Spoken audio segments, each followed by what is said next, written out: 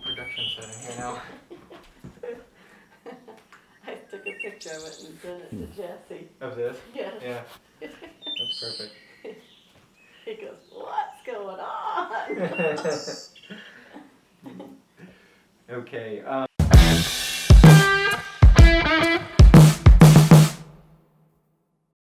Kirk, in the last one, you talked about the struggle of the 80s. Can you tell us what it was like to be a farmer in the 80s? I mean, the struggles of the early 80s started in the 70s. And in some ways, I've felt for the last 2 or 3 years that we're kind of in that same kind of a mode. But just to give you the stepping stones for it, in 1974, Nixon put on a beef ban. And my grandfather had, 3 or 4 feedlot pens full of cattle. And he lost a substantial amount of money on them. Now, it was interesting, in 74, we had bought a couple of steers to show. And I actually had reserve grand champion in the steer show in 1974. Lost money on the steer, even though he was reserve grand. I bought him for, and it wasn't for a lot of money. I bought him for 67 cents, and I think I sold him for the low 40s. But then our house burnt down that year in 74, and the crop burned up, and it was a tough deal. But, you know, what really, I believe, looking back at it, is Nixon had to remove the gold standard. And we then had fallen into what was called a fiat currency. And the effect of a fiat currency a lot of times is that you've got potential for inflation. Well, by the time the late 70s rolled around, the 70s for a period of time felt really good because you could go trade a tractor, and the one you'd bought 2 or 3 years before, they'd give you as much or more for it than what you bought it for. And so it was just kind of rolling on paper. Well, then by the time the early 80s rolled around, interest rates hit 18 to 20%. I remember going in one year, probably late 70s, early 80s, and we'd worked our tails off and seemed like things had gone pretty good with the pigs and stuff. We wrote a $69,000 interest check to the bank. Try that when you're a young kid. You know, I mean, I don't know but, you know, I think one of the most paramount things that had happened through that period, and I've told people this, and it's where we're farrowing pigs at right now. And the year I was a senior, in 1977, we had a 4-H judging workout in June, just right after I'd graduated, at Paul Carlson's. And Paul was a great hog man. There used to be a marquee under the bleachers at Exarban in the old pavilion where it listed the grand champion who had exhibited the grand champion swine. I'd love to find that marquee. When that old pavilion was tore down, I don't know if anybody kept it or not, but if somebody hears that and they know where that marquee's at, I'd probably pay a fair price for it. Because on that marquee, from the mid-50s to the mid-60s, Doug and Dennis Carlson's name was on it 4 or 5 times, maybe more. And then later, first time we won it was in 89, but 89, 91, 93, 95, and 97, it was either our pigs or semen out of our bores that had won Exarban. And that was a multi-state show. It was the one I really wanted to win. And in 89, the young boy that worked for us, we ended up, Dan Hogg judged it, and we won it. But anyway, what was neat, we went to Paul's for this judging workout, and I think it was the best set of market hogs I'd ever seen. And I told Ken on the way home, I said, we had to call Paul and see if we could buy some gilts out of that finishing building. It was one of those old hog, it was like a car guild. They call them hog huts, I think. But anyway, called him and he said, yeah, come up Tuesday night. So we went up and picked up a dozen or 15 of them. But I remember when I crawled over the gate, I had an orange marking chalk. And when Kent and I'd gone to other places and bought gilts from good commercial breeders before.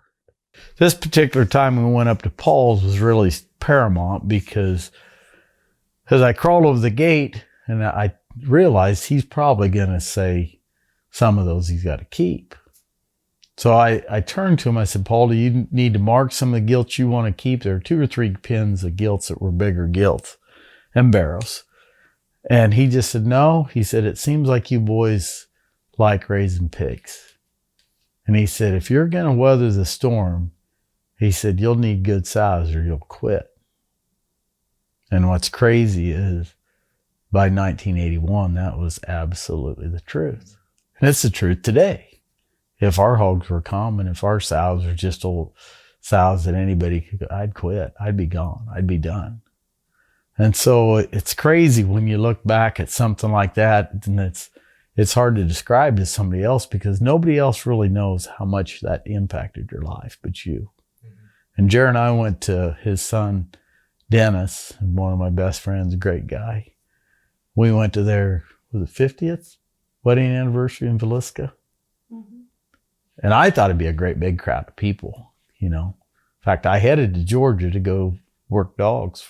I was going to go down there and judge and work some dogs, and the truck didn't want to run. And I turned around to Kansas City and came home. And then their reception was that night, and found out that there was only 1 or 2 other couples there that wasn't relation or wasn't in the wedding. So I love going to Georgia and work dogs, but I felt like that's the way it was supposed to be. But I tried to tell that story that night, and I was so heart taken by what Paul had done for Kent and I that I couldn't hardly get the words out. But the early 80s were tough. I mean, it was, well, my step-granddad Lee probably said it best. He said, when you walk into a restaurant or a gas station, you look at the farm bills that are stuck up there on the cork board, and you see guys that you kind of idolized that you thought were great farmers, and then here all of a sudden you see that they're selling their farms. And one point I think was interesting to me, down south where Grandpa lived, there was a guy by the name of Ederiksen that fed cattle, had 320 acres. I'd see him go by with a feeder wagon and old Alice Chalmers, cold of the winter, have his heat houser. Old man looked like he just worked his tail off all his life.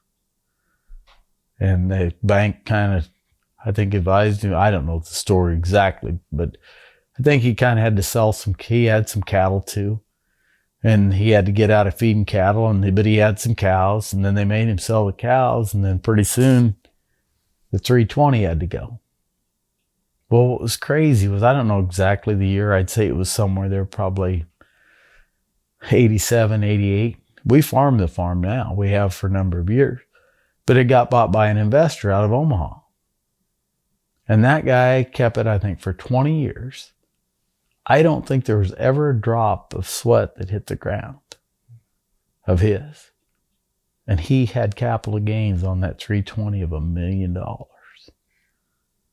And here an old man worked on that thing. And that's one thing that bothers me, about some of the things that happened, on some of these situations on government decisions and stuff. Because that beef ban was totally a government decision.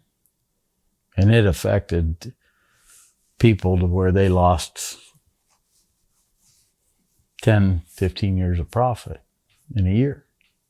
And that's hard to climb out of. But that's a little bit of what that emotion was like in that early 80s.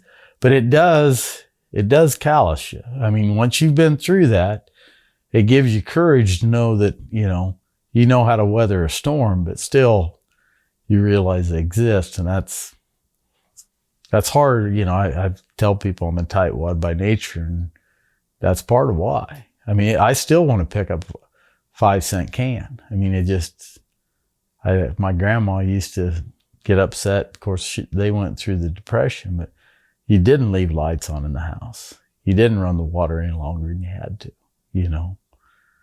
So